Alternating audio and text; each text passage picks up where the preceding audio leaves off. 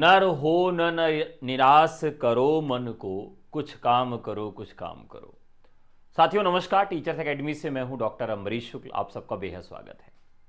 आप सब जानते हैं कि एक समाचार पत्र है, दो समाचार पत्र है, बल्कि यूपी के जितने भी समाचार पत्र हैं उसमें आए दिन कोई न कोई खबर छपती रहती है ईएलटी ग्रेड को लेकर। लेकिन उत्तर प्रदेश लोक सेवा आयोग क्या भर्ती निकालेगा? क्या जीआईसी प्रवक्ता और ईएलटी ग्रेड की भर्ती आएगी?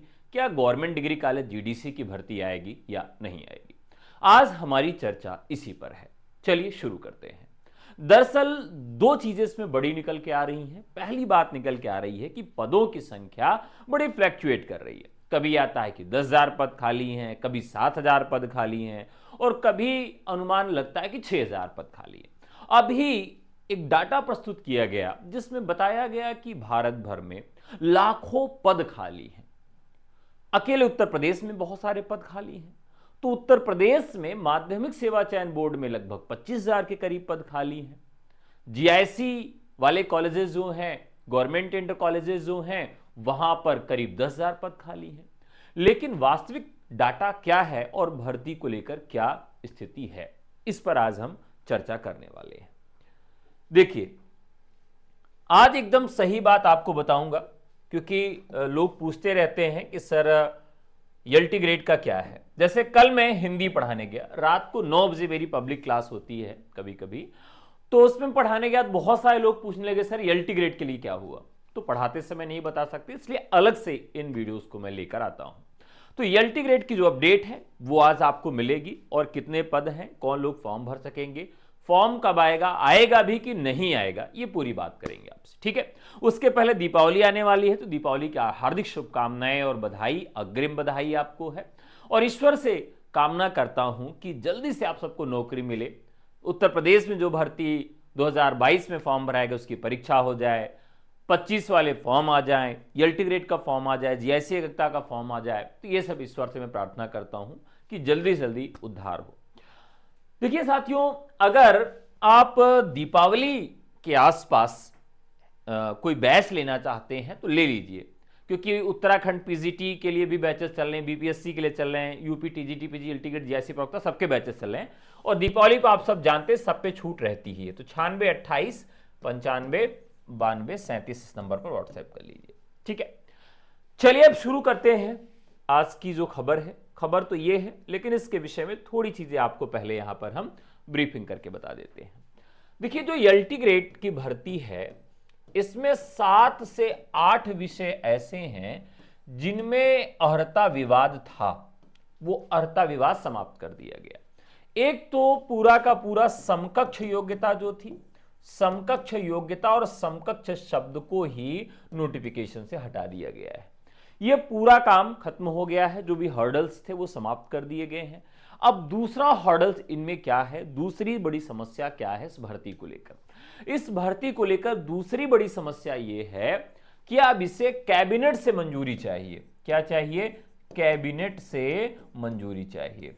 और कैबिनेट से मंजूरी मिलने के बाद यह पुनः आयोग के पास आएगा। आयोग जब विज्ञप्ति निकालेगा फिर उसके बाद ये पूरा काम शुरू हो सकेगा। ठीक है, समाचार पत्रों के बहाने से देख लेते हैं कि क्या खबर आज की है। ये खबर इन्होंने दिया है कि प्रदेश के 2200 से अधिक राजकीय माध्यमिक विद्यालयों में ईएलटी ग्रेड प्रशिक्षित स्नातक या सहायक अध्यापक और प्रवक्ता भर्ती की नियमावली की अंतिम अड़चन भी दूर हो गई है। उत्तर प्रदेश लोक सेवा आयोग ने जो आपत्तियां लगाई थी उसे दूर करते हुए शासन को भेज दिया गया है। अब कैबिनेट से नियमावली की मंजूरी के बाद भर्ती प्रक्रिया शुरू की जाएगी। राजकीय विद्यालयों में रिक्त चल रहे सहायक अध्यापकों के 7,814 और प्रवक्ता के सैकड़ों पदों पर भर्ती होगी। यानी कि सैकड़ों भर, मतलब प्रवक्ता के पद इसमें नहीं जोड़े गए हैं। 7,814 में माध्यमिक शिक्षा विभाग की ओर से भेजी गई नियमावली के कई बिंदुओं पर आपत्ति लगाते हुए लोक सेवा आयोग ने 8 अगस्त को वापस भेज दी थी। मुख्य रूप से विभिन्न डिग्रियों को लेकर तस्वीर साफ करने को कहा गया था ताकि चयन के बाद कोई कानूनी अड़चन न आए। सूत्रों के अनुसार उच्च शिक्षा विभाग के विशेषज्ञों से सलाह लेते हुए आपत्तियां दूर कर ली गई हैं। इसी के चलते सहायक अध्यापकों और प्रवक्ता के पदों पर भर्ती रुकी हुई थी। राजकीय विद्यालयों में एलटी ग्रेड के 7,814 पद खाली हैं। पुरुष वर्ग में 4,771 और महिला वर्ग में 3,000 43 पद रिक्त हैं। वहीं प्रवक्ता पुरुष वर्ग में 496 और महिला वर्ग में सैकड़ों पद खाली हैं। इससे पहले आयोग ने राजकीय विद्यालयों में 15 मार्च 2018 को 10,768 एलटी ग्रेड शिक्षकों की भर्ती शुरू की थी। तो ये तो खबर है। अब इस खबर के मायने क्या है, कब आएगा फॉर्म, बड़ी बात, और किन विषयों में योग्यता बदली है। योग्यता बदली है, जैसे हिंदी, तो हिंदी में जो पिछला नोटिफिकेशन था वो वही रहेगा, यानी इंटरमीडिएट में संस्कृत अनिवार्य है, बीएड आपका अनिवार्य है। ठीक है, तो यहां बीएड भी अनिवार्य है आपके लिए, और ये योग्यता के लिए 12 में 12वीं में संस्कृत भी हिंदी के लिए अनिवार्य है। सबसे बड़ा पेंच जो फंस रहा था वो जीआईसी पीजीटी में फंस रहा था। ठीक है, जीआईसी पीजीटी में जैसे किसी ने अप्लाइड मैथमेटिक्स से पीजी किया है, कंप्यूटर साइंस के लिए था, केमिस्ट्री के लिए था, बायोलॉजी के लिए था, बॉटनी के लिए था, खास करके जो साइंस वाले सब्जेक्ट हैं, साइंस वाले सब्जेक्ट्स में जो पीजी वाले कोर्सेज हैं, यानी कि पीजीटी के लिए भी बहुत सारी समस्या थी। तो पीजीटी वाला जितना भी था वो भी समाप्त हो गया है, जितना भी विवाद था।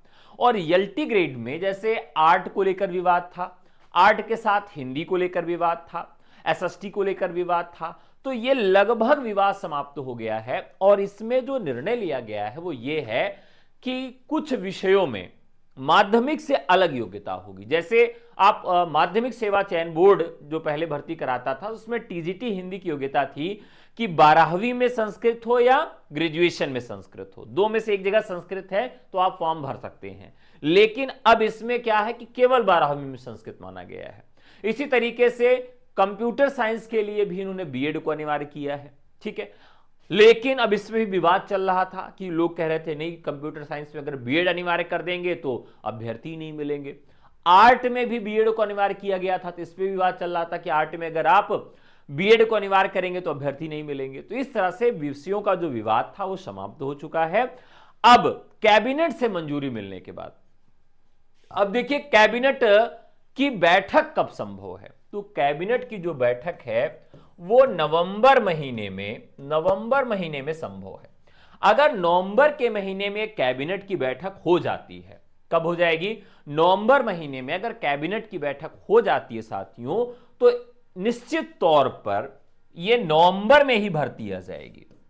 ठीक है, और हर हाल में नवंबर से दिसंबर भर में कैबिनेट की बैठक होनी ही होनी है। क्यों होनी है, देखिए उसके दो बड़े कारण हैं। एक तो अभी 9 जो सीटें हैं उपचुनाव की, वहां पर मतदान होगा, उनका रिजल्ट आएगा। ठीक है, तो वो लोग भी जाएंगे। दूसरा जो है महाकुंभ है। तो ये 2-3 कारण हैं जिनकी वजह से कैबिनेट की बैठक 100% संभव है कि नवंबर से दिसंबर महीने में हो जाएगी, और पूरी संभावना है कि नवंबर महीने में ही कैबिनेट की बैठक हो जाएगी। कैबिनेट की बैठक जैसे ही हो जाएगी तो ये जो है नियमावली पक्की हो जाएगी, गवर्नमेंट इसको अप्रूव कर देगी, और अप्रूव करने के बाद वो पुनः आयोग को भेज देगी। आयोग के पास पहले से ही रिक्त पदों का अधियाचन पड़ा हुआ है और ई अधियाचन भी उसको प्राप्त है, और वो तुरंत नोटिफिकेशन जारी कर देगा। परीक्षा तो अब इस वर्ष होना संभव नहीं है, किसी भी तरीके से नहीं, आप जानते ही हैं। अगले वर्ष भी ये परीक्षा प्रायोरिटी लिस्ट में नहीं होगी। Priority list in the sense कि ये परीक्षा पहले पीसीएस की परीक्षा 2025 करवाई जाएगी। पीसीएस परीक्षा 2025 करवाई जाएगी। आप कारण जानते हैं कि बहुत लेट हो गया है। पीसीएस 2024 का दिसंबर में हो गया, आरओ 2024 का वाला पहुंच गया दिसंबर में। तो अब ये क्या करेंगे, पीसीएस 2025 को पहले रेगुलाइज करेंगे, रेगुलर करेंगे, उसके बाद ही। तो संभव यह है कि जुलाई महीने से अगस्त महीने तक आपकी ये परीक्षा हो सकती है एलटी ग्रेड की, अगर इस साल फॉर्म आ जाता है तो। इस साल फॉर्म आ जाता है तो जुलाई से अगस्त में इसकी परीक्षा हो सकती है। और जो कैलेंडर जारी होने वाला है, कैलेंडर कब जारी होता है, हर साल दिसंबर के अंतिम दिनों में या जनवरी में कैलेंडर जारी करता है उत्तर प्रदेश लोक सेवा आयोग। तो इस कैलेंडर में भी इस बार पूरी डेट लिखी होगी, क्योंकि पिछला कैलेंडर जो जारी किया गया था उस कैलेंडर में जो बात की गई थी कि भाई LT grade government degree college, इनके फॉर्म आ सकते हैं और परीक्षा तिथियां बीच में घोषित की जा सकती हैं, लेकिन कोई टेंटेटिव डेट नहीं निर्धारित की गई थी। कारण यह था कि फॉर्म नहीं आया था। इस बार फॉर्म आए रहेंगे, तो जब आपका एकेडमिक कैलेंडर जारी करेगा आयोग, तो उसमें इनकी तिथियों को मेंशन किया जाएगा। क्लियर है? तो ये सारी चीजें हैं। अब एक बड़ी बात आपको बता दें, बहुत सारे लोग ये कंफ्यूज रहते हैं कि सर पढ़ाई करें, तैयारी करें या ना करें। बहुत सारे लोग हमें भी गालियां देते हैं, क्या करें भाई, आप देते हैं गालियां तो स्वाभाविक है आपका गुस्सा जायज होगा, क्योंकि आप सरकार को तो गाली दे नहीं सकते हैं, आप आयोग को तो गाली दे नहीं सकते हैं, और आपके अंदर वो भी जज्बा नहीं है कि आयोग में जब हम लोग धरना प्रदर्शन के लिए जाते तो वहां भी आप चले जाएं। हम अगर कोई सरकार के खिलाफ मुहिम छेड़ते हैं कि भाई चलिए पत्र लिखिए, मैं ये कह दूं कि 9 जगह जहां पर चुनाव होने वाला है कम से कम जनप्रतिनिधि आए, तो उनको आप लिखकर ये फोटो खिंचाइए और सोशल मीडिया पे ही लगा दीजिए कि इतनी भर्तियां इतने वर्ष से नहीं आई हैं, आप इन भर्तियों को करवाइए तो मैं आपको वोट दूंगा। वो बढ़िया से बना लीजिए और उनको सौंपते हुए फोटो खिंचा के सोशल मीडिया पे शेयर करिए। कम से कम 9 जगह जहां चुनाव होने वाले वहीं पर कर दीजिए। वो भी आप सब नहीं करेंगे, केवल आप मुझे गाली देने के लिए पैदा हुए हैं। फिर मैं कह दूं कि साथियों, थोड़ा सा और मेरी सहायता करिए। अभी दीपावली पर हम लोगों की काली दीपावली बीतने जा रही है। हम लोगों के लिए उजली दीपावली नहीं, काली दीपावली है। काली दीपावली है तो कम से कम हम मुख्यमंत्री जी को शुभकामना संदेश तो भेज सकते हैं। बेरोजगारों का शुभकामना संदेश दीपावली पर एक फॉर्मेट बना रहे हैं, जिस फॉर्मेट में हम पूरी चर्चा करेंगे। एक पत्र लिखेंगे और पत्र जो है मुख्यमंत्री कार्यालय में भेजेंगे, जिसमें बताएंगे कि भाई एलटी ग्रेड की भर्ती 2018 से नहीं आई, टीजीटी पीजीटी का 2022 में भर्ती निकाली गई, 25 तक एग्जाम नहीं हुआ और हजारों पद खाली पड़े हैं और हम लोगों को केवल डंडे से मार के भगाया जाता है। ऐसे बेरोजगारों की तरफ से बाबा जी आपको दीपावली की हार्दिक शुभकामनाएं। तो 25 रुपए से 30 रुपए आपके खर्च होंगे, आपको फॉर्मेट बताया जाएगा, आपको एड्रेस बताया जाएगा और आप बढ़िया पत्र लिख के बाबा जी को शुभकामना संदेश भेज दीजिए। तो आप लोग ये भी नहीं करेंगे, आप लोग मुझे ही गाली देंगे।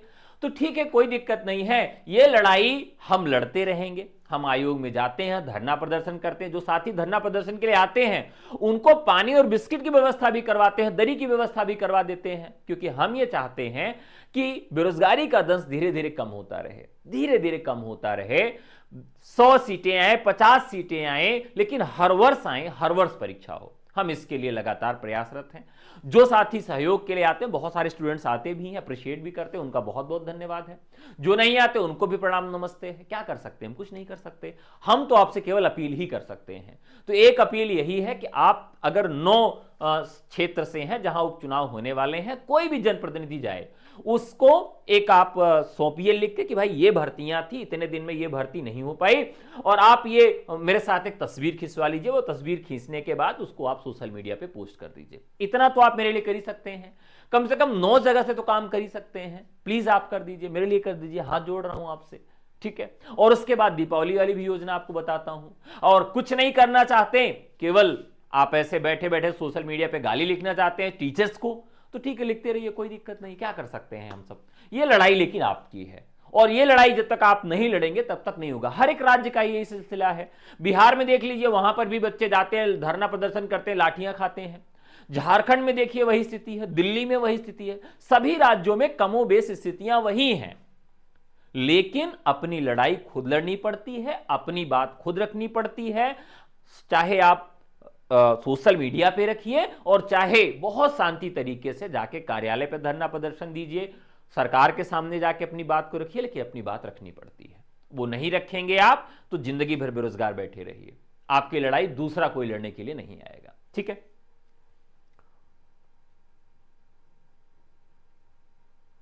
ये अखबार ज्ञान है, अभी कैबिनेट से पास होना। गुरुजी झूठ मत बोलिए। हाँ, मैंने आप लगातार, लगता है कि आपने पुराना देखा है। अभी मैंने लिखा है ना, यही लिखा है कि कैबिनेट नवंबर या दिसंबर में बैठक होगी कैबिनेट की। यही मैंने लिखा है, मैं झूठ नहीं बोला। मुझे झूठ बोलने पे ऐसा नहीं कुछ मिल जाएगा।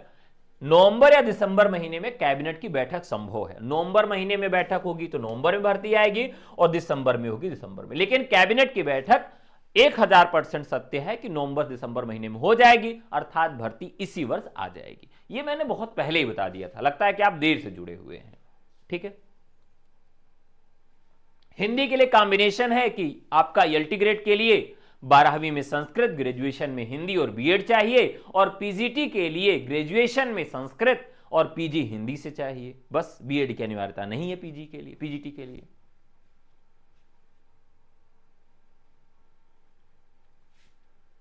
मैंने हिंदी कॉम्बिनेशन बता दिया।